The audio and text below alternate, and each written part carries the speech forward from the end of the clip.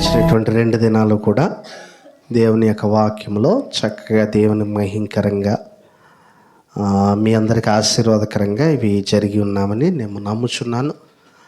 మరి మన మధ్యకి వచ్చినటువంటి దైవజనులను బట్టి వారి క్షేమంగా దేవుడు మరలా వారి యొక్క గమ్యస్థానాలకు చేర్చిన దాన్ని బట్టి దేవునికి కృతజ్ఞతలు తెలియజేస్తూ ఉన్నాను. మరి అదేవిధంగా నేటి దినాన్న సంతోషకరమైనటువంటి వార్త ఏంటంటే, మరి దేవుని కృపను బట్టి కుమార్తె సువిజ్ఞ క్రీస్తులోనికి బాప్తిసం పొందుటను బట్టి నేను ఎంతగానో సంతోషిస్తూ, మరి ఆత్మ సంబంధమైనటువంటి క్రీస్తు శరీరంలోనికి సంఘం అంతటి తరపున నేను ప్రత్యేకమైనటువంటి ఆహ్వానమును క్రీస్తు ప్రభువారు ఇచ్చినటువంటి శరీరంలో ఎల్లప్పుడూ కూడా పాలిభాగస్తులైనటువంటి గొప్ప భాగ్యాన్ని దేవుడు అనుగ్రహించినందుకు దేవుని స్తుతులు చెల్లిస్తూ, మరి ఆ బిడ్డకి ప్రత్యేకంగా నేను వందనాలు తెలియజేస్తున్నాను. ఎందుకనంటే పరలోకమందు ఎక్కువ సంతోషం కలిగేటువంటిది ఏదైనా ఉన్నది అని అంటే అది కేవలము మారు మనసు పొందు ఒక పాపి విషయమై పరలోకమందు అత్యధిక సంతోషం కలుగును. దేవుడు ఇచ్చినటువంటి గొప్ప కృపను బట్టి దేవుని యొక్క జ్ఞానాన్ని అర్థం చేసుకునే ప్రయత్నం చేద్దాం. రోమీలకు రాసిన పత్రికలో మనం ఒక వచనాన్ని చదువుకొని ఉన్నాం. రోమీలకు రాసిన పత్రికలో మనం ఆలోచించినట్లయితే మరి ఆ చక్కని వచనాన్ని పౌలు గారు అక్కడ లిఖిస్తూ ఉన్నారు. పౌలు గారు అక్కడ మనకు తెలియజేశారు. మనం ఆ విషయాన్ని ఒకసారి కనుక మనం చూసినట్లయితే ఎన్నో ఆత్మ సంబంధమైనటువంటి విషయాలు తెలుసుకోవడానికి మనకి ఆస్కారం ఉంటుంది. రోమీలకు రాసిన పత్రిక 6వ అధ్యాయము 3వ వచనాన్ని మనం జ్ఞాపకం చేసుకున్నట్లయితే అక్కడ చెప్తున్నాడు, క్రీస్తు యేసులోనికి బాప్తిసం పొందిన మేమందరమును ఆయన మరణములోనికి బాప్తిసం పొందితమని మీరెరిగరా. చాలా చక్కని మాట ఇది. దేవుడు ప్రేమ స్వరూపి అని బైబిల్లో ఉంది. దేవుడు ప్రేమ స్వరూపి, దేవుడు ప్రేమ అయి ఉన్నాడు అనేటువంటి మాట కూడా బైబిల్లో ఉంది. దేవుని ప్రేమను మనం ఎవరిని కూడా వర్ణించలేము, వివరించలేము కూడా. దేవుడు ఎంత ప్రేమ గలవాడు ఎప్పుడైనా మనం ఆలోచించామా? దేవుడు ఎంత ప్రేమ గలవాడు. బైబిల్ గ్రంథంలో కీర్తన గ్రంథంలో ఏముందనంటే, నీవు కలగజేసినటువంటి వీటిని చూడగా మనుష్యుని జ్ఞాపకం చేసుకుంటకు వాడేపాటివాడు, అయినను మహిమ కిరీటములను నువ్వేం చేసావు? ధరింపజేసావు. కీర్తన గ్రంథంలో చక్కని మాట. ఒకసారి మనం చూద్దాం. కీర్తన గ్రంథము ఇదే విషయాన్ని హెబ్రీ పత్రికలో కూడా టీకోట్ చేయడం మనం చూస్తూ ఉంటాం. కీర్తన గ్రంథము 8వ కీర్తన ఇక్కడ చూడండి ఏమంటున్నాడు అనంటే, 8వ కీర్తన 3వ వచనము, నీ చేతి పని అయిన నీ ఆకాశములను నీవు కలగజేసిన చంద్ర నక్షత్రములను నేను చూడగా నీవు మనుష్యుని జ్ఞాపకం చేసుకుంటకు వాడేపాటివాడు. ఒకసారి ఆలోచించండి. ఆయన కలగజేసినటువంటి ఆకాశ నక్షత్రాలు అవనివ్వండి, లేదంటే మనం ఆలోచించినట్లయితే ఈ విశ్వం అవనివ్వండి, ఇదంతటినీ చూస్తే మనం ఎంతటి వారం అండి? ఎంత ఉంటాం మనం? చాలా చిన్నవారము. మనుష్యుని జ్ఞాపకం చేసుకుంటకు వాడు ఏపాటివాడు.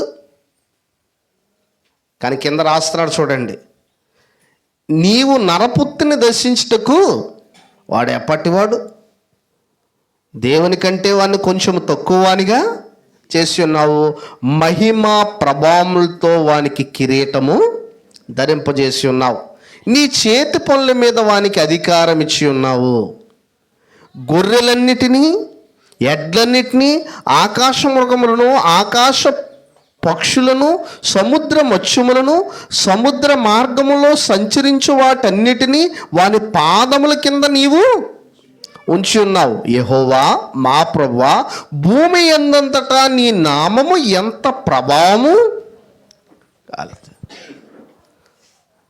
ఆలోచించండి, మానవుని ఎంత ప్రేమించాడు, మానవులమైనటువంటి మనల్ని. దేవుడు ఈ యావత్తు సృష్టి మీద అధికారాన్ని ఎవరికి ఇచ్చాడంటండి? మానవుడికి ఇచ్చాడు. మీకు తెలుసు, ఇప్పుడు యావత్తు సృష్టిని ఎవరు వెళ్తున్నారు?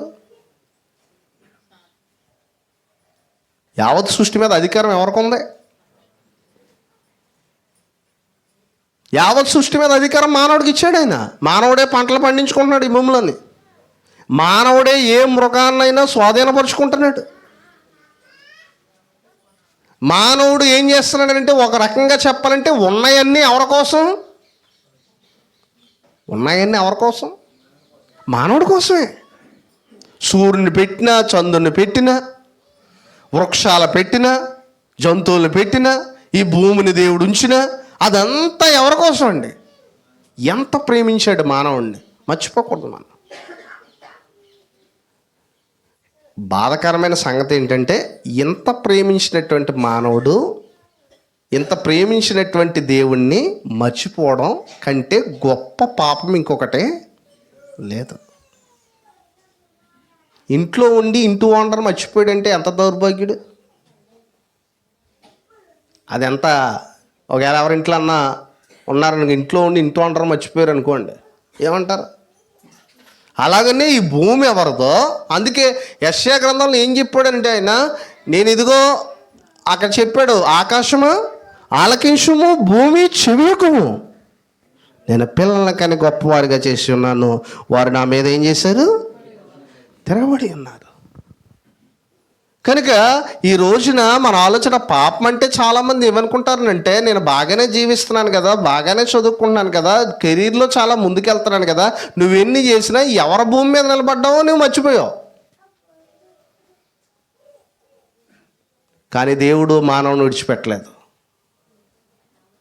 ఆయనే మొదట మనల్ని ఏం చేశాడంటండి? ప్రేమించాడు. ఇక చూడండి ఎంత ప్రేమించాడు. ఒకసారి మనం యోనా గ్రంథాన్ని అధ్యయనం చేసినప్పుడు, మహోన్నతుడైనటువంటి దేవుని ప్రేమ పాపులమైనటువంటి మానవుల పట్ల ఏ విధంగా ఉంటుందో అర్థమవుతూ ఉంటుంది. ఆయన దేవుడు తన యొక్క సంకల్పంలో, అందుకే అంటుంటాడు, క్రీస్తు యేసునందు మనల్ని ఏం చేశాడంటండి? ఏర్పరచుకున్నాడు. జగత్తు పునాది వేయబడక ముందే ప్రేమ చేత ఆయన మనల్ని ఏం చేశాడు? ఏర్పరచుకున్నాడు. అంటే మానవులు పాపము చేసినప్పటికీ దేవుడు వారిని విడిచిపెట్టలేదు. మనకే దేవుడికి ఉన్న తేడా ఏంటంటే, అందుకే దేవుడు ప్రేమ కలిగి ఉన్న, పాపం చేసిన వారిని మనం వదిలేస్తాం, కానీ దేవుడు వదలడం. వదలడంటే శిక్ష వేస్తాడని కాదు, శిక్ష వేయలేదు. శిక్ష ఎప్పుడు వేస్తారని అంటే, ఆయన యొక్క బలిని కూడా నిరాకరించేటువంటి వారికి ఏముంది? తీర్పు ఉంది. కానీ దేవుడు పాపిని పాపిగా శిక్షించలేదు. యోనా గ్రంథంలో యోనా అంటే ఒక రకంగా దేవుని ప్రవక్తయే దేవుని ప్రేమను చూసి ఆశ్చర్యపోయాడు. చాలాసార్లు దేవుని ప్రేమ ఎవరికి అర్థం అవుతుందంటే, లోకంలో ఉన్నటువంటి వారికి కాదు, మనకే చాలాసార్లు అర్థం అవుతుంది ఆయన ఎంత ప్రేమిస్తాడు అనేటువంటి సంగతి. సాధారణంగా చూడండి, యోనా గ్రంథంలో యోనా దేవుని గూర్చి పలికినటువంటి మాట చూడండి. యోనా గ్రంథము మనం కనుక ఆలోచించినట్లయితే, యోనా గ్రంథం నుంచి మనం ఒక విషయాన్ని చూడొచ్చు. యోనా గ్రంథము 4వ అధ్యాయంలో చూడండి, 4వ అధ్యాయము, దానికంటే ముందు 3వ అధ్యాయం 10వ వచనంలో చూడండి. 3:10లో, ఈ నినివే వారు తమ చెడు నడతలను మానుకొనగా వారు చేయుచున్న క్రియలను దేవుడు చూచి పశ్చాత్తాప్తుడై వారికి చేయుదునని తాను మాట ఇచ్చిన కీడు చేయక ఏం చేశాడండి? మానెను. నినివే ప్రజలకు, మొట్టమొదటి మీరు గమనించండి, నినివే ప్రజలకు చూడండి ఏమని ప్రకటించమన్నాడు దేవుడు. 1వ అధ్యాయం 1వ వచనంలో యోనా గ్రంథంలో చూడండి, యెహోవాకు అమిత్తయి కుమారుడైన యోనాకు ప్రత్యక్షమై ఇలాగ సెలవిచ్చాను, నినివే పట్టణస్థులు దోషము నా దృష్టికి ఘోరమాయను. నినివే పట్టణస్థులు దోషము నా దృష్టికి ఏమైంది? ఘోరమైంది. అయితే చూడండి అంటున్నాడు, గనుక నీవు లేచి నినివే మహాపట్టణంలోకి పోయి దానికి దుర్గతి కలుగునని ప్రకటింపము. అంటే నినివే పట్టణానికి ఏమని ప్రకటించమన్నాడు? దుర్గతి కలగమని ప్రకటించమన్నది ఎవరండి? దేవుడే. ఇప్పుడు దేవుడే మళ్ళీ వారు చెడు నడత మానిన తర్వాత చేస్తారన్న కీడు. దీనికి కారణం ఏంటంటే వారు పశ్చాత్తాపడ్డారు. పశ్చాత్తాపడిన ప్రజలు ఎంత ఘోర పాపులైనా దేవుడికి క్షమిస్తాడు. కానీ ఇది మానవులకి చాలా ఆటంకంగా ఉంటుంది. మనం ఎలా ఆలోచిస్తామండి అంటే, అంత పాపం చేసిన వాడిని క్షమించేస్తే మళ్ళా పాపం చేయకుండా ఇన్ని డౌట్లు వచ్చేస్తాయి మనకి. మనం ఒప్పుకోదు, మన మనసు ఒప్పుకోదు. ఎందుకంటే వాళ్ళకంటే మనం నీతిమంతులు అనే ఒక భావన మానవుల్లో ఉంటుంది. అంటే ఇప్పుడు పాపం చేసేవాడైతే చాలా ఘోరమైన పాపాలు చేశాడండి, నేనైతే 2-3 చేశాను కాబట్టి దేవుడు క్షమించాడు, ఘోరమైన వాడిని క్షమించడండి అనేటువంటిది మన తలంపు. ఎంత ఘోర పాపినైనా పశ్చాత్తాపంతో తన యొద్దకు వచ్చిన వారిని విడిచిపెట్టడని తప్పిపోయిన కుమారుడి యొక్క పాఠంలో మనం చూసాం.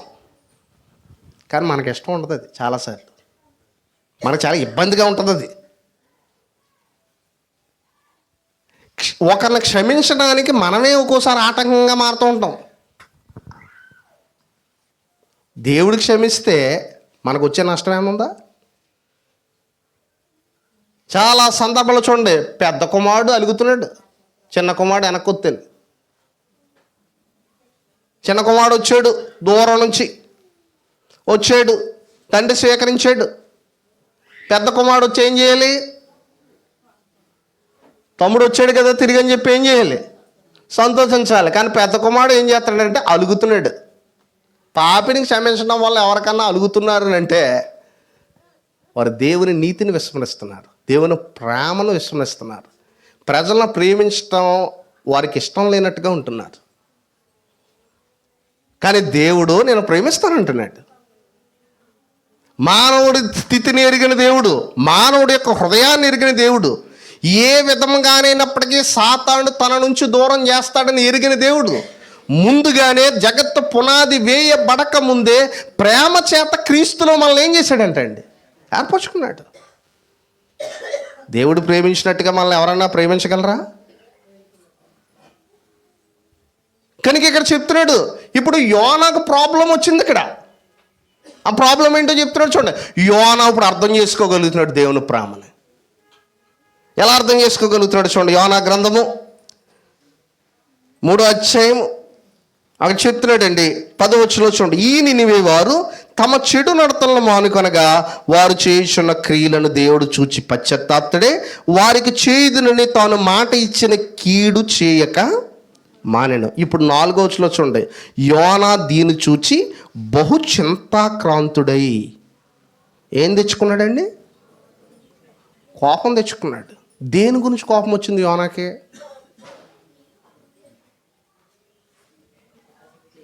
పాపిని క్షమించడం వల్ల ఎవరికన్నా మనలో కోపం వస్తుందా? అయితే నువ్వు యోనావే. ఆయన క్షమిస్తాడు, ఆయన ఇష్టం. ఆయన ఎవరిని క్షమింపగోరునో, ఎవరిని కనికరింపగోరునో ఆయన కనికరిస్తాడు. బైబిల్లో గొప్ప గొప్ప సేవ చేసిన వారందరూ ఒకప్పుడు ప్రధాన పాపులే. పౌలు గారు కూడా అంటుంటారు, పాపుల్లో ప్రధాన పాపి అయిన నా యందు ఆయన ఏం చేశాడు? ప్రధాన పాపి నేను పాపుల్లో చెప్పేసుకున్నాడు ఆయన గురించి పత్రికలో. పాపుల్లో ప్రధాన పాపినైనటువంటి నన్ను ఆయన ఏర్పరచుకున్నాడు. కనుక దేవుని స్తుతించడానికి ఎంతకంటే గొప్ప కారణం ఏం కావాలి? క్షమించబడడం. రెండోది ఏంటంటే నీతిమంతులుగా ఏం చేయబడ్డామండి? క్షమాపణ ద్వారా ఏం చేయబడుతున్నాడు? నీతి విశ్వాసము ద్వారా ఏం చేయబడుతున్నాడండి? నీతిమంతులుగా తీర్చబడ్డం అనేటువంటిది ఎలా జరిగింది? క్రియల వల్ల జరిగిందా? విశ్వాసం వలన క్రీస్తు యొక్క బలియాగము విశ్వసించడం ద్వారా జరిగిందా? యేసుప్రభు శిష్యుల్లో ఒక ఆలోచన ఉండేదండి. ఏంటంటే ఓసారి ఒక ఆమె వచ్చి ఆయన పాదాల్లో తాకితే ఆయన శిష్యులు ఏమనుకుంటున్నారంటే, ఆ సందర్భం చదువుదాం మనం. చూడండి ఆయన ఎంత ఎలా ప్రేమిస్తాడో మనం చూద్దాం. మనం ఆలోచించినట్లయితే లోకాసు వార్త 7వ అధ్యాయంలో ఆ మాట ఉంది. లోకాసు వార్త 7వ అధ్యాయము మనం ఆలోచిద్దాం. 7వ అధ్యాయం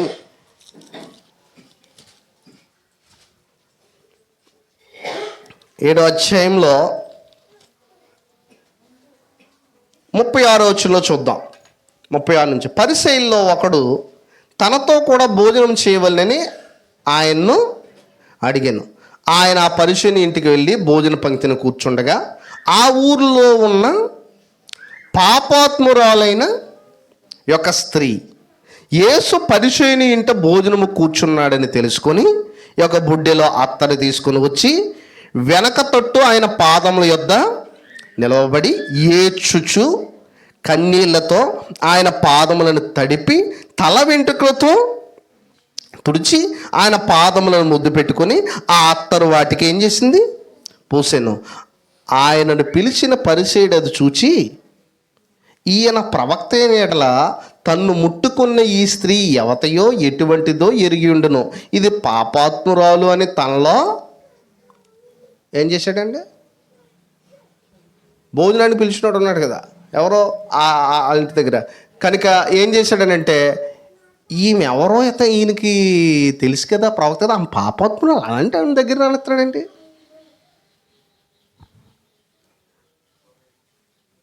క్రీస్తు సంఘం అని అంటే క్రీస్తు ప్రేమ కూడా బయటికి వెళ్ళాలి. క్రీస్తు ఎలా ప్రేమించాడో తెలియజేయాలి క్రీస్తు సంఘం ద్వారా లోకాన్ని.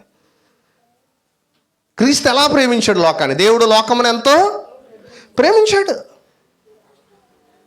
కనుక ఇక్కడ ఏమంటున్నాడనంటే, ఇతను ఏమనుకుంటున్నాడంటే, యేసు ప్రభువారి పక్కన నేనుండడానికి అర్హుడిని, ఈమె మాత్రం ఉండడానికి అర్హురాలు కాదు. అదేనా అతని భావం? యేసు ప్రభువారి పక్కన మొదటి నుంచి నేను ఉన్నాను, ఇంటికి కూడా మా ఇంటికి వచ్చాడు యేసు ప్రభు, కాబట్టి ఆవిడ మాత్రం అయ్యో అలాంటి ఆవిడ దగ్గర రానిస్తాడంటే, ప్రవక్త కదా, ఆవిడ ఎన్ని పాపాలు చేసిందో తెలీదా ఈయనకి? యేసు ప్రభు వారు స్పష్టంగా చెప్పారు. దాని గురించి ఒక ఉపమానం కూడా చెప్పారు. నిజమే, ఆమె నీకంటే ఎక్కువ పాపాలు చేసింది, కానీ ఆమె ఇప్పుడు పశ్చాత్తాపడుతుంది కనుక ఎవరు విస్తారంగా పాపాలు క్షమించబడ్డాయో వారు విస్తారంగా, పౌలు గారు అంత దేవుని పని చేయడానికి కారణం తనంతగా ప్రభు ప్రేమించడమే. అవునండి. దేవుడు ప్రేమను ఎప్పటికైనా మనం ఎలా అర్థం చేసుకోగలమనంటే, యోనా గ్రంథంలో చెప్పబడినట్లుగా, మళ్ళొకసారి మనం యోనా గ్రంథానికి వెళ్ళినట్లయితే అక్కడ చెప్పబడినటువంటి సంగతి మనం చూడొచ్చు. ఏమంటున్నాడనంటే, యోనా గ్రంథంలోనే మనకి చెప్తున్నటువంటి సంగతి మనం ఒకసారి మళ్ళీ వెళ్దాం. ఇక్కడ చూడండి, 4వ అధ్యాయంలో అంటున్నాడు మళ్ళీ యోనా. 4వ అధ్యాయం 1వ వచనంలో, యోనా దీన్ని చూచి బహు చింతాక్రాంతుడే కోపగించుకొని, యెహోవా నేను నా దేశమందుండగా ఇట్లు జరుగునని నేను అనుకుంటుని కదా. దేశంలో ఉండగానే, నా దేశంలో ఉండగానే ఇలా జరుగుతానే నేను అనుకున్నాను. ఎందుకంటే నువ్వు పాపం చేస్తే క్షమించేస్తావు, అదే నా ప్రాబ్లం. పాపం చేసి వారు పశ్చాత్తాపడితే నువ్వేం చేస్తావు? ఈ ప్రాబ్లం మళ్ళీ ఎవరికైనా ఉందా? పాపి పశ్చాత్తాపడి తిరిగి వస్తే క్షమిస్తే మనకేమన్నా సమస్య అంటారా? ఒకవేళ సమస్య ఉంటే యోనా గ్రంథం మన గురించే. సమస్య ఏమన్నా ఎవరికైనా? సమస్య ఉంటుందంటే దాని అర్థం ఏంటో తెలుసా? మన స్వనీతిని చాటుతున్నాం అక్కడ. అంటే మనల్ని మాత్రమే దేవుడు ప్రేమించాలి, మన యొక్క అర్హతను బట్టి ఆయన పక్కన ఉన్నాం, కానీ వాడికి అర్హత లేదనుకోండి. కానీ మన ఎవరికి అర్హత లేనే లేదు ఆయన దగ్గర రావడానికి, ఎవరికి లేదు. ఏ పాపికి లేదు ఆయన దగ్గరికి అర్హత రావడానికి. అందుకే కృపను ప్రకటించమన్నాడు, కృపను. అందుకే సర్వలోకమైన పౌలు గారు అంతా ఎందుకు దుఃఖపడుతూ అనేక ప్రాంతాల్లో కష్టాల్లో శ్రమలు ఉలికించి ఏమని ప్రాణించాడంటే, ఇశ్రాయేలు రక్షణ పొందవలని నా హృదయాభిలాషియు నేను దేవునికి చేయ ప్రార్థన ఉన్నవి. అందుకే ఇక్కడ చెప్తున్నాడు, ఏమన్నాడు చూడండి, యోనా ఏమన్నాడు చూడండి, అలా జొన్నని నేను అనుకుంటుని కదా, అందువలననే నీవు కటాక్షమును జాలియును బహుశాంతమును అత్యంత కృపగల దేవుడై ఉండి. చూడండి ఎన్ని పదాలు వాడాడు చూడండి, ఆయనకి ఎన్ని పదాలు వాడాడు. ఆదివారం మన ఆరాధనకు వచ్చిన పాటలు గట్టిగా పాడినాడు. ఎందుకంటున్నారంటే కృపను గ్రహించిన వాడు గట్టిగా పాడగలడు. కృపను వర్ణించదను, ఆయనను వర్ణిస్తాను. ఎందుకంటే నన్ను క్షమించాడు ఆయన. ఎవ్వరో నన్ను చేర్చుకోలేనప్పుడు నన్ను చేర్చుకున్నాడు ఆయన. పాపిని వదిలేసినప్పుడు పాపిని ఎవ్వరూ కూడా చేర్చుకోరు, కానీ ఆయన పాపిని అనేటువంటి నన్ను చేర్చుకుని ఆయన యొక్క రక్తము ద్వారా, ఆయన యొక్క రక్త సంబంధము ద్వారా నన్ను ఆయన ఏం చేశాడు? పిలుచుకున్నాడు. ఈ సంగతి మనం గుర్తించవలసినటువంటి వస్తుంది. అందుకే పౌలు గారు ఏమంటారో తెలుసండి, గలతీ పత్రికలో, నేను దేవుని కృపను నిరర్ధకము చేయను. క్రీస్తు యేసులోనికి మనందరం కూడా బాప్తీసం పొందిన మనమందరము క్రీస్తును ధరించుకుని ఉన్నాము. అయితే అక్కడ అంటున్నాడండి, ఇప్పుడు మన పట్ల కృప అనుగ్రహించబడింది. ఆ కృపను మనం ఎవరం కూడా నిరర్ధకం చేయకూడదు. అందుకే కృప విస్తరించేనని పాపమందు నిలిచి ఉందా అంటాడు. అందుకే పౌలు గారి ఎక్కడా కూడా చూడండి, పౌలు గారి జీవితంలో కూడా మీరు కనుక ఆలోచించినట్లయితే, పౌలు గారి జీవితం అంటే మొట్టమొదటి నుంచి కూడా 3,000 మంది వారు చాలా పశ్చాత్తాపడ్డారు. వాళ్ళు 3,000 మంది ఏ విధమైనటువంటి పశ్చాత్తాపం వాళ్ళలో ఉందో చూడండి. అపోస్తల కార్యములు 2వ అధ్యాయంలో మనం వరుసగా చూద్దాం. అపోస్తల కార్యములు 2వ అధ్యాయము అది చెప్తున్నాడు. ఏమంటున్నాడు అంటే 2వ అధ్యాయం 36వ వచనంలో చెప్తున్నాడు, మీరు సిలువ వేసిన ఈ యేసునే దేవుడు ప్రభువుగాను క్రీస్తుగాను నియమించాను, ఇది ఇశ్రాయేలు వంశమంతయు రుడిగా తెలుసుకొనవాలని చెప్పాను. 37వ వచనం, వారు ఈ మాట విని హృదయములో నొచ్చుకొని, సహోదరులారా మేమేమి చేతమని పేతుర్ని కర్మపోస్తుల్ని అడగగా, పేతురు మీరు మారు మనసు పొంది పాప క్షమాపణ నిమిత్తము ప్రతి వాడును యేసుక్రీస్తు నామమున రక్షణ ఎలా వస్తుందండి? ఉచితంగా ఇచ్చాడా, ఏమైనా పెనాల్టీ వేసాడా? ఉచితంగా నీతిమంతులుగా తెచ్చాడు.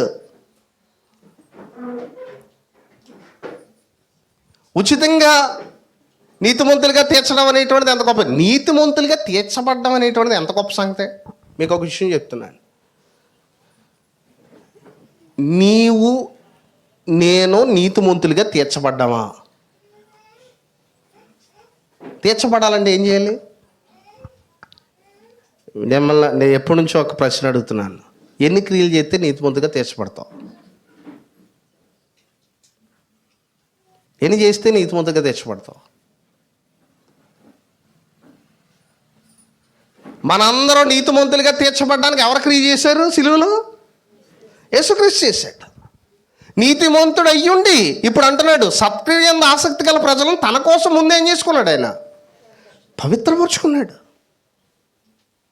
సత్క్రియయందు ఆసక్తి ప్రజలు సత్క్రియలు చేసేమనలేదు, సత్క్రియయందు ఆసక్తి గల ప్రజల్ని ముందు పవిత్రపరుచుకున్నాడు ఆయన. ఎందుకనంటే నీతిమంతుడిగా ఉండి క్రియ చేయమంటున్నాడు కనుక.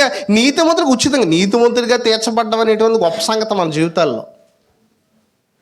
మనం ఇల్లు కట్టుకోవడం కంటే, ఉద్యోగం సంపాదించడం కంటే, లాభం సంపాదించడం కంటే గొప్పది ఏంటో తెలుసండి మన జీవితంలో? నీతిమంతుడిగా తీర్చబడ్డం. ఇది ఎవరి దయ వల్ల కలిగింది? ఇది దేవుని దయ వల్ల కలిగింది. అందుకే ఏమన్నాడనంటే క్రీస్తే దేవుని నీతి అయ్యాడు. అందుకే మనం ఆలోచించినట్లయితే ఏమన్నాడనంటే, విశ్వాసం వలన మీరు ఎలా తీర్చబడ్డారు? We are receiving the salvation by baptism. అది ఏం చెప్పాడనంటే, పాపం చేసావా, నిజంగా పశ్చాత్తాపడుతున్నావు, ఇదిగో లేచి నీ పాపాలు ఏం చేయమన్నాడండి? కడిగేసుకో. ఎంత సులువు చేశాడు ఆయన. అసలు నిజానికి పాపములు మనం తీసివేసుకోవడం ఎంత కష్టం. అందుకే బైబిల్ గ్రంథంలో పశ్చాత్తాపడిన వాళ్ళందరూ ఏ కేటగిరీలో ఉన్నారో చూడండి. ఇప్పుడు మీరు దావీదుని చూడండి. దావీదు జీవితంలో పాపం చేశాడనేటువంటిది ఉన్నప్పటికీ అతని పశ్చాత్తాపం చాలా గొప్పగా కనపడుతుంది. అలాగనే మీరు ఆలోచించండి, బైబిల్ గ్రంథంలో పౌలు గారు ఉన్నారు. పౌలు గారి గురించి కూడా ఏమని ఉందనంటే, అక్కడ చూడండి, అపోస్తలుడైన పౌలు గారి గురించి అపోస్తల కార్యాలు 22వ అధ్యాయం 16వ వచనంలో ఒక మాట ఉంది. అపోస్తల కార్యములు 22వ అధ్యాయము అక్కడ చెప్తున్నాడు. 22వ అధ్యాయము 13వ వచనం నుంచి చెప్తున్నాడు, సౌలా సహోదరా దృష్టి పొందుమని నాతో చెప్పగా ఆ గడియలోనే నేను దృష్టి పొంది అతను చూచితిని. అప్పుడు అతడు, మన పితరుల దేవుని తన చిత్తమును తెలుసుకుంటకును ఆ నీతిమంతులు చూచుటకును ఆయన నోటి మాట వినుటకును నిన్ను నియమించి ఉన్నాడు. నీవు కన్నులారా కన్నవాటిని గూర్చి విన్నవాటిని గూర్చి సకల మనుషుల ఆయనకు సాక్ష్యమైందువు అని చెప్తూ ఆయన అంటున్నాడండి, గనుక నీవు తడువు చేయుట ఎందుకు? తడువు చేయటం అంటే ఏంటండి?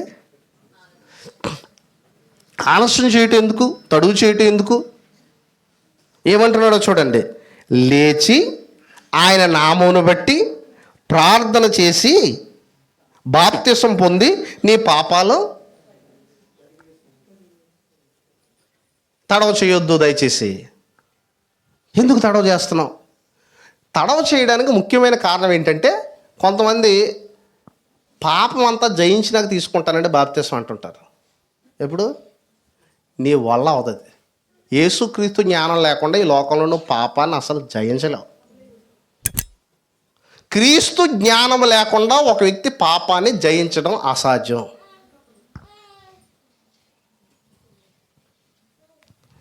ఇప్పుడు ఒక విషయం ఏంటంటే, బాప్తిసం పొందడం అంటే ఎంత గొప్ప ఆశీర్వాదం చూడండి. మీరు ఒకసారి బాప్తిసం పొందడం ద్వారా జరిగేటువంటి మేలులను కనుక మీరు చూసినట్లయితే అక్కడ బైబిల్ గ్రంథంలో చెప్పబడుతుంది. బాప్తిసం పొందడం ద్వారా ఒక పాపి ఏం చేయబడుతున్నాడంటే, మార్కు సువార్త 16:16లో నమ్మి బాప్తిసం పొందినవాడు రక్షించబడును, నమ్మని వానికి శిక్ష. అంటే బాప్తిసం పొందలేని స్థితిలో ఉంటామనంటే మన భవిష్యత్తులో ఏముంది? శిక్షణ అడిగా ఉంది. అదొకటి జ్ఞాపకం ఉంచుకోవాలి. అంటే బాప్తిసం పొందడం ద్వారా రక్షించబడుతున్నాం, రక్షణిస్తున్నాడు. రెండో విషయం ఏంటంటే, మనం ఆలోచించినట్లయితే ఆయన మరణములోనికి పాలు పొందుతున్నాం. రోమీయులకు రాసిన పత్రిక 6వ అధ్యాయము 3వ వచనంలో చెప్పబడుతుంది. రోమీయులకు రాసిన పత్రిక 6వ అధ్యాయము మనం ఆలోచించినట్లయితే 6వ అధ్యాయము 3వ వచనంలో చెప్పబడుతుంది. ఏమంటున్నాడో చూడండి. క్రీస్తు యేసులోనికి బాప్తిసం పొందిన మనమందరమును, మీరు జాగ్రత్తగా గమనించండి, క్రీస్తు యేసులోనికి బాప్తిసం పొందిన మనమందరమును ఆయన మరణములోనికి బాప్తిసం పొందుతామని మీరు ఎరుగరా. అంటే బాప్తిసము అనేటువంటి చూడండి, మీరు కనుక ఆలోచించినట్లయితే యేసుక్రీస్తు ప్రభువారు శరీర రీతికి ఏమైపోయారండి? శరీరం ఏమైపోయింది? శిలువలో చనిపోయాడు. ఆయన మళ్ళీ ఏం చేయబడ్డాడు? సమాధి చేయబడ్డాడు. మళ్ళా 3వ దినాన తిరిగి లేపబడ్డాడు. దీనికే బాప్తిసం సాదృశ్యంగా ఉంది. ఎలాగనంటే, ఒక వ్యక్తి శరీర రీతిగా శరీర క్రియలను బట్టి చనిపోయి, అందుకన్నాడు మారు మనసు పొంది బాప్తిసంలోకి ఎంటర్ అవడం అంటే సమాధి చేయబడడం, పాపాలకు కడిగి వేసుకోబడడం. ఇంకోటి ఏంటంటే ముంచుట అనేటువంటి గ్రీకు పదం ఉంది, చేయబడ్డం. ఇప్పుడు క్రీస్తు సమాధిలో ఉండిపోయాడా? తిరిగి లేచాడు. ఇక్కడ అంటున్నాడు నూతన జీవం కలిగిన వారిమే లేపబడ్డం. కనుక బాప్తిసం దీనికి సాదృశ్యంగా ఉన్నది. కనుక ఎప్పుడైతే ఒక వ్యక్తి, ఒక పాపి క్రీస్తు యేసులోనికి బాప్తిసం పొందుతూ ఉన్నాడో, క్రీస్తు మరణ సమాధి పునరుద్ధానములు అతని జీవితంలో సాదృశ్యంగా జరుగుతున్నాయి. అందుకే అంటున్నాడు క్రీస్తు యేసులోనికి బాప్తిసం పొందని మీరు అందరూ ఆయన మరణములోనికి బాప్తిసం పొందుతామని మీరు ఎరుగరా అంటున్నాడు. ఇప్పుడు క్రీస్తు ఎంత పరిశుద్ధుడిగా ఉన్నాడు? క్రీస్తు సంఘం ఎంత పరిశుద్ధంగా ఉండాలంటే, ఒక ఆయన రాశాడు, సార్ కూడా ఒకసారి జ్ఞాపకం చేశారు దాన్ని. భూమి మీద క్రీస్తు శరీరం పవిత్రంగా ఉందా లేదండి? క్రీస్తు శరీరం ఎంత పవిత్రంగా ఉంది? ఆయనలో ఏ పాపమును లేదు. ఎఫెసీ పత్రిక బోధించేటప్పుడు ఆ లెక్చరర్స్ ఏం చెప్పేవారంటే, భూమి మీద క్రీస్తు శరీరం ఎంత పవిత్రంగా ఉన్నదో అలాగున్నే క్రీస్తు శరీరానికి సాదృశ్యంగా ఉన్నటువంటి సంఘము కూడా అంత పవిత్రతలోకి వెళ్ళాలి. అందుకే మనం ఎప్పుడూ కూడా పవిత్రత విషయానికి వస్తే ఎవరి శరీరాన్ని చూడాలి? క్రీస్తు శరీరాన్ని. క్రీస్తు శరీర రీతిగానే ఉన్నాడు ఈ లోకంలో. ఉన్నాడా లేదండి? ఆయన శరీర రీతిగానే జన్మించాడు. ఈరోజు దీని మీద ఫోకస్ చేయట్లేదు, ఎక్కువ సెలబ్రేషన్ మీద ఫోకస్ చేస్తున్నారు. సెలబ్రేషన్ మీద ఎక్కువ ఫోకస్ చేస్తున్నారు. కానీ క్రీస్తు శరీరం ఉన్నట్టుగా, క్రీస్తు నేడు పుట్టాడు, చాలా సంతోషం. అయితే క్రీస్తు ప్రభు ఈ లోకానికి ఎందుకు వచ్చాడు? కానీ ఇప్పుడు ఆయన పుట్టుక పేరుతోనే ఎక్కువ పాపాలు జరుగుతున్నాయి. డ్యాన్సులో, అల్లరితో కూడిన ఆటపాటలు, రోడ్ల మీద, ఇంట్లోనూ, చర్చిల్లోనూ. అసలు ఆయన ఈ పాపాన్ని తీసివేయడానికే వచ్చాడు కదా, మళ్ళీ ఆయన పేరిట పాపం చేయడం ఏంటి? ఇదంతా ఎంత అవమానకరం దేవునికి ఇదంతా కూడా. కొన్ని లక్షల కోట్లు ఖర్చు పెడుతున్నారు వీటికి, మళ్ళీ కొన్ని లక్షల కోట్లు. వాక్యము కొరకు ఖర్చు పెట్టేటಕ್ಕೆ ఎవరో చెయ్యి చాపట్లే, కానీ వీటి కొరకు ధనాన్ని వృధా చేస్తున్నారు. మీరు బైబిల్ అంతట్లోని చూడండి, వారికి నిజమైన సెలబ్రేషన్ ఏంటో తెలుసండి. ఒక పాప రక్షించబడినప్పుడు మీరు బైబిల్ అంతట్లో అపోస్తుల కార్యాల్లోనే కదా సంఘ చరిత్ర ఉంది. సంఘ చరిత్ర బుక్ ఏంటంటే బైబిల్లో అపోస్తుల కార్యాలు. అపోస్తుల కార్యాలు 1వ అధ్యాయం నుంచి 28వ అధ్యాయం వరకు కూడా వారు సువార్త ప్రకటించారు, సంఘాలు స్థాపించారు. వారు సంఘానికి ఏ విధంగా ఎక్కువ ఆనందంగా దేనుకున్నారంటే, వారు ఎప్పుడైతే బాప్తిసం పొందారో అక్కడ ఉన్నటువంటి మాట ఏంటంటే, వీరు అపోస్తుల బోధ ఎందును, సహవాసమందును, రొట్టె విరుష్టి ఎందును ఎడతెక్కున్నారు. వాళ్ళు అపోస్తుల బోధ, రెండోది ఏంటి? అపోస్తుల సహవాసం. అపోస్తుల బోధే కాదు. అందుకే గత 2 దినాలు నేను డాక్టరల్ సబ్జెక్ట్స్ చెప్పలేదు. దైవజనులకు ఇచ్చేటప్పుడు వీఆర్ పర్ఫెక్ట్ ఇన్ డాక్టరీన్ కావచ్చు, బట్ డెఫినెట్లీ మన దైవభక్తి గలవారం కావాలి. క్రీస్తు సంఘం రైట్ అని తెలుసుకుంటే సరిపోతాం, దైవభక్తి కూడా చాలా అవసరం. ఎందుకంటే ఆయన శరీర ఎందుకంటే ఎంత చెయ్యాలంటే, ఒకటి ఆయన మరణములోనికి మనం పాలు పొంది ఉన్నాం కాబట్టి, తిరిగి నూతన జీవం కలిగిన వారిని లేచాం కాబట్టి, క్రీస్తు కృపను మనం దినదినము గ్రహించి బ్రతకాలి. ప్రతిరోజు గ్రహించాలి, నన్ను ఆయన ఎంత ప్రేమిస్తున్నాడు, ఎంత కనికరిస్తున్నాడు. నాకు భౌతిక సంబంధమైన ఈవులే కాదు, నా జీవితంలో నేను పాపం చేసినప్పుడు. అందుకే పాట ఆంధ్ర క్రైస్తవ కీర్తనలో, గతంలో కీర్తనలు మీకు తెలుసు, అందులో పాట ఉంటుంది, మార్గము చూపుము ఇంటికి, నా తండ్రి ఇంటికి.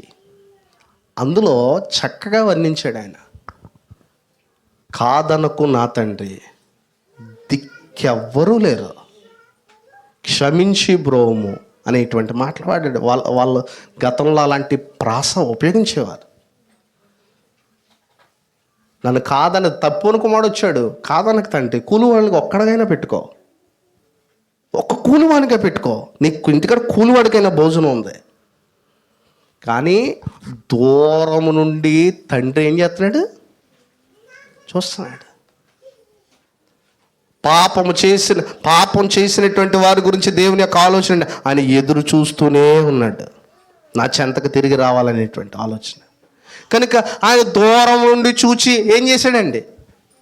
వచ్చిన తర్వాత ఏం చేశాడు? ఒక విషయం గమనించండి, జీవితంలో నేను పాపం చేస్తున్నాను, నన్ను ఎవరో క్షమించరు. నేను ఎంతో ఘోర పాపాలు చేశాను, నన్ను ఎవరో క్షమించరు, ఇంకా నన్ను ఎవరో లెక్క చేయరు, మనుషులు ఎవరో నన్ను పట్టించుకోరు. ఒకవేళ పట్టించుకున్న వారు పూర్తిగా నన్ను ఏం చేయలేరు? క్షమించలేరు. ఎలా? ఇప్పుడు మీకు ఒక విషయం తెలుసండి, ఆత్మహత్యలు బైబిల్ గ్రంథాన్ని చదువుతున్నటువంటి వారిలో చాలా తగ్గిపోయాయంట ఆత్మహత్యలు చేసుకోవడం. ఎందుకంటే వారు ఇంకెవరి కొరకు బ్రతకాలి అని చెప్పి ఆ పాపాన్ని బట్టి ఏమైపోతున్నారు? చనిపోతున్నారు. కానీ యేసుక్రీస్తు చెప్తున్నాడు, ఎంత ఘోర పాపినైనప్పటికీ నేనేం చేస్తాను? క్షమిస్తాను. నేను క్షమించడం మాత్రమే కాదు, సమస్త దుర్నీతి నుండి నేనేం చేస్తాను? పవిత్రులుగా చేస్తాను.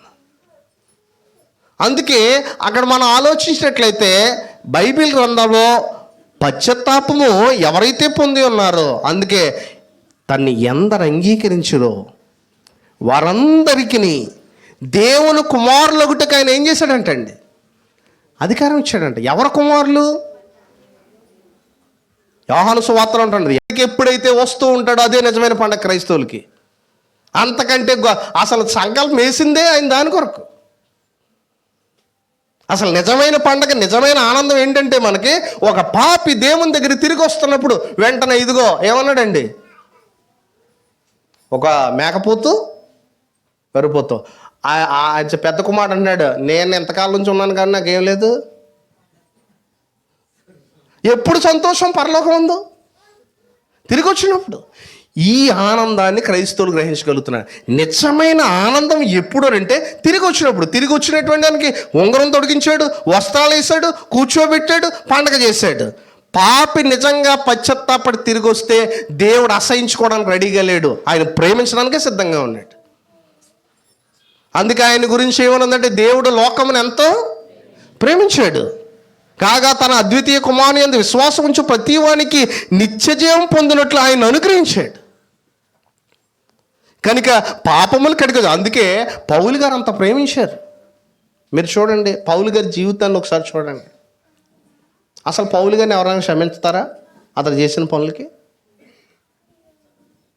పౌలు గారు పూర్వము దోషకుడును, హింసకుడును, హానికరుణ్ణి హత్యలు చేశాడు. చాలా హత్యలు చేశాడు ఆయన. అంత మాత్రమే కాదు, స్టెఫన్ విషయంలో కీలక పాత్ర ఉంది, స్టెఫన్ చనిపోవడంలో. అంత మాత్రమే కాదు, సౌలు ఏం చేస్తాడంటే ఇంటంటే వచ్చి ఎన్నో సంఘాలను పాడు చేస్తున్నాడు. అప్పుడు వెలుగు ప్రకాశించినప్పుడు ఆయన ఒకటే అడిగాడు, ఎవరు ప్రభువా నువ్వు? ఎవరు నువ్వు? నీవు హింసించున్నటువంటి యేసుని నేనే. మీరు ఎప్పుడైనా ఆలోచించండి. నేను ఎప్పటి నుంచో చాలామంది చెప్తున్నా, ఈ మతోన్మాదులు ఫేస్బుక్లోనూ వాట్సాప్లోనూ ఏదో పెడతంటే ఎందుకు ఉక్రోష పడిపోతారు చాలామంది క్రైస్తవులు. ఆ రోజు నిజంగా పౌలుని దేవుడు చంపేయలేడా? నా సేవకి అడ్డొత్తావు ఏంటని. ఈరోజు ఎవరో ఏదో క్రైస్తవులు అన్నారని, క్రీస్తుని అన్నారని చెప్పి మనమేం ఉద్రేకపడిపోకర్లొద్దు. వాళ్ళ దేవుడు చంపిస్తాడని కూడా చెప్పకూడదు. ఎందుకన్నాడంటే వీరేం చేయించున్నారో వీరికి తెలియదు. ఇప్పుడు మీరు కనుక చూసినట్లయితే బైబిల్ గ్రంథాల్లో చూసినట్లయితే పౌలు గారిని ఆయన ఏమని పిలిచాడనంటే, సౌలా సౌలా, నువ్వు నన్ను ఎందుకు హింసిస్తున్నావు సౌలు? ఎవరు ప్రభువా నువ్వు? నువ్వు హింసించున్నటువంటి యేసునేనే. లేగు అననీయ అని ఒక అతను ఉంటాడు. అప్పుడు అననీయ దగ్గరికి పంపించాడు. ఎవరిని? అననీయకి చెప్పాడు, ఇదిగో నీ దగ్గరికి సౌలు వస్తాడు. అననీయ ఏమంటున్నాడు, అయ్యా ఇతడు యెరూషలేము ఎంత కీడు చేశాడో, పరిశుద్ధులకి ఏం చేశాడు? అతను కీడు చేశాడు. అతను సామాన్యుడు కాదు, కీడు చేశాడు. అయిదానని ఎప్పుడు చెప్తున్నాను, రాజులు ఎదుటను, అధికారులు ఎదుటను, ఇశ్రాయేలు ఎదుటను నా నామం నిమిత్తం నేను ఏర్పరచుకున్న సాధనం అతను. ఇప్పటి నుంచి అతని జీవితం అలాగ ఉండదు, నేను మార్చుకుంటాను. సౌల్నే మార్చేసిన దేవుని కృప సువార్తలో ఉంది, ఉందా లేదండి? దెబ్బలు కొట్టిన చేతులు కొట్టించుకునే విధంగా మారిపోయాడు. జైల్లో అనేక మందిని పడేశాడు. ఎవరండి? సౌలు గారు. ఇప్పుడు ఆయనే జైల్లో ఉండి పత్రికలు రాస్తున్నాడండి సంఘానికి. ఎంత కృప చూడండి. ఒకప్పుడు ఆయనే చెరసాలలో వేసి బంధించుచుండెను, సంఘంను పాడు చేయుచుండెను. ఇప్పుడు పౌలు గారు క్రీస్తులోనికి వచ్చిన తర్వాత అదే జైల్లో కూర్చొని ఏడుస్తూ పత్రికలు రాస్తున్నాడు సంఘానికి. ఏవే దిగులు పడద్దు, దేనిని గూర్చియు చింతపడకండి, ప్రతి విషయము ప్రార్థన విజ్ఞాపన చేత కృతజ్ఞతాపూర్వకంగా దేవుని తెలియచేయండి. సహోదరులారా, నాకు శ్రమలు వచ్చాయని మీరు ఎవరు ఆధారపడద్దు. సంఖ్యలు లెయ్యించి బిగించి ఈడ్చుకెళ్ళిన పౌలు సంఖ్యలు ఇలా పెట్టుకొని నిలబడ్డామా? అది కేవలం క్రీస్తు కృప వల్ల మారిపోయాడు. ఈరోజు ప్రపంచంలో పౌలు గారికి ఎన్ని ఫ్లెక్స్లు ఉన్నాయో చెప్పండి. పౌలు గారి విగ్రహాలు ఎన్ని ఉన్నాయో చెప్పండి. మీరు ఉన్నాయా? చెప్పండి. ఉన్నాయా లేవా? మన ఊర్లోనే కాదు, ఎక్కడా లేవు ప్రపంచంలో విగ్రహాలు. కానీ క్రైస్తవులు గుండెల్లో ఉన్నాడు. దాన్ని ఎవరో తీసేయలేరు పౌలు స్థానాన్ని. ప్రపంచం మొత్తంలో పౌలు గారిని ఎంతమంది జ్ఞాపకం చేసుకుంటారు? అతని గత జీవితం ఏంటి? అందరికంటే ప్రధాన పాపి. ఇప్పుడు ఎలా జ్ఞాపకం చేయబడుతున్నాడు? కనికరించబడ్డాడు. అందుకే అన్నాడు, నిత్య జీవము నిమిత్తం విశ్వసించబో వారికి నేనే మాదిరిని. ఒకవేళ ఎవరన్నా వెళ్ళి, అయ్యా నేను ఘోరమైన పాపిని, నన్ను క్షమిస్తాడనంటే పౌలు గారు ఒకటే అంటారు, నన్ను క్షమించిన దేవుడు నిన్ను ఎందుకు క్షమించలేడు? నాలాంటి వాడిని కూడా ఏం చేశాడు? ఆయన క్షమించాడు, నన్ను మార్చుకున్నాడు, తన సంకల్పంలో నిలవబెట్టాడు. కనుక తరతరములకును దేవుని ప్రేమ మనుషుల మధ్య ప్రకటించబడాలి. ఆ ప్రేమను గుర్తిరినటువంటి మనము ఇతరులకి ఆ వార్తను చాటగలగాలి. కనుక బాప్తిసం ద్వారా పాపములు కడిగి వేసుకుంటున్నాం. అంత మాత్రమే కాదు, మన ఆలోచనలే దేవునితో సమాధానం ఏర్పడుతుంది. మనం బాప్తిసం పొందనట్లయితే ఒకటి మాత్రం వాస్తవం, దేవునికి ఇంకా శత్రువులుగానే ఉన్నాం మనం. ఎందుకంటే క్రీస్తు రక్తంలో, క్రీస్తు యొక్క రక్తము కలవరసిల్లో ఏం చేయబడింది? ఖర్చుబడింది. ఎందుకు? మనం ఆయనకు శత్రువులం కాబట్టి. ఎవరికి శత్రువులం? మనం దేవునికి శత్రువులమై ఉండగా ఇప్పుడు క్రీస్తు రక్తం కాచబడింది. క్రీస్తు ప్రభువారు మన కలవరసిల్లో మన పాపములు నిమిత్తం ఆయన చనిపోయాడు. ఇప్పుడు ఏం చేయమన్నాడు? ఆ పాపాలు ఏం చేసుకోమన్నాడు? కడిగి వేసుకున్నాడు. ఇప్పుడు మనం ఇంకా బాప్తిసం తడవ చేస్తున్నామనంటే దాని అర్థం ఏంటో తెలుసండి, ఇంకా నువ్వు బలి అర్పించినా సరే నేను నీకు శత్రువుగానే ఉంటాను. కనుక క్రీస్తునందు కలిగిన ఇట్టి భాగ్యమును మీలో ఎవరునూ ఆయన కృప నుండి ఒకవేళ దూరంగా ఉన్నట్లయితే, ఇదిగో దేవుడు ఈరోజు మిమ్మల్ని పిలుస్తున్నాడు. ఆయన మరణం యొక్క బలం అంటే ఆయన యొక్క సువార్త ద్వారా ఏం చేశాడంటే, ఆయన మరణమును నిరర్ధకం చేసి జీవమును, అక్షయతను, జీవము సంఘానికి ఎంత కృప ఇచ్చాడో తెలుసండి. ఆయన సంఘం అంటే ఏం ప్రకటించవాడో తెలుసండి. సంఘం ప్రకటించవలసింది జీవము, అక్షయత. జీవం, అక్షయత ఎవరైనా ప్రకటిస్తున్నారు లోకంలో? జీవం, అక్షయత. ఏ కంపెనీ అన్నా, కంపెనీ ఇన్సూరెన్స్లు ప్రకటిస్తుంది. కంపెనీ ఏం ప్రకటిస్తుందంటే మంచి జాబు, మంచి శాలరీలు ప్రకటిస్తుంది. కానీ జీవము, అక్షయత ప్రకటించేది కేవలం సంఘమే. కనుక సంఘము ద్వారా జీవము, అక్షయత లోకానికి తెలియాలి. ఇదిగో జీవము, అక్షయత. అందుకే ఇదంతా ఎలా వచ్చిందని అంటే, ఆయన తిరిగి లేచాడు. తిరిగి లేచి మరణమును నిరర్ధకము చేశాడు. రాత్రి దైవజనులు చెప్పారు, ఎప్పటి నుండి చనిపోవడం, ఏ వయసులో చనిపోవడం లాభం అనుకుంటాం మనం జనరల్గానే? బాధ్యతలన్నీ చక్కబడిపోనాక హ్యాపీగా మంచం మీద గాలిలో ప్రాణాలు తెస్తే మంచిది అనుకుంటున్నాం మనం. లేదంటే యవ్వన కాలంలో చనిపోయాడంటే దుర్మరణం అని, అన్ని బాధ్యతలు అయిపోయిన తర్వాత చనిపోతేనేమో మంచి మరణం అని, మజ్జిగ తాగుతూ టీ తాగుతూ చనిపోయాడంటే అది మంచి మరణం. ఇవేమీ కాదు. మజ్జిగ తాగుతూ చనిపోతూ కూడా నరకానికి వెళ్ళే భాగ్యం ఉంది, అవకాశం ఉంది. ఏ మంచం మీద పరిచర్య చేసుకోకుండా కూడా చనిపోయినా నరకం ఉంది. ప్రభువునందు మృతునందు మృతుడే ఎవరండి? ధన్యుడు. మర్చిపోకండి. మనం కూడా చాలాసార్లు గాలిపోతలకి ఎక్కడో సమాధుల్లో ఇంటికి వెళ్ళిపోయి భలే చనిపోయాడండి, మంచి మరణం అండి ఇది. మన సువార్త చెప్పవలసిన మనం అలాంటి మాటలు. వాళ్ళు ఏమనుకుంటారు, అమ్మయ్య నేను కూడా ఏదో దినాన హాస్పిటల్కి వెళ్ళకుండా, మంచం మీదకి వెళ్ళకుండా చక్కగా ఇలాగే వదిలేస్తే అంతకంటే గొప్పదేముందండి. ధనవంతుడు కూడా ప్రతి దినము ఏం చేయబోతాడు? సుఖపడుచుండేను, ఒక దినాన్ని వెళ్ళిపోయాడు, పాతాళంలోకి వెళ్ళిపోయాడు. ఒకవేళ అన్నీ కష్టపడి లాజరు మాత్రం కురుపులు కుక్కలు లాగుతున్నాయి, ఏ రోజు సుఖం లేదు. ఇలాంటి మరణం ఎవరికి రాకూడదని మనం అంటాం. కానీ ఆ మరణమే అతను ఎక్కడ తీసుకెళ్ళింది? అబ్రహాము రొమ్మున. మంచి మరణము క్రీస్తునందు జీవించిన వారికి ఎప్పటికైనా ఆశీర్వాదకరమే. ఇంత ఆశీర్వాదాలు క్రీస్తులో పెట్టిన దేవుణ్ణి మనం సన్నుతించకుండా ఉండగలమా? అందుకే ఆయన అంటున్నాడు, ఎఫెసీ పత్రికలో రాశాడు, మన తండ్రి అయిన దేవుడు స్తుతించబడును గాక, ఆయన పరలోక సంబంధమైన ప్రతి ఆశీర్వాదమును క్రీస్తు ద్వారా మనకు అనుగ్రహించును. అందుకు దేవునికి ఏం చెల్లిస్తున్నాడండి?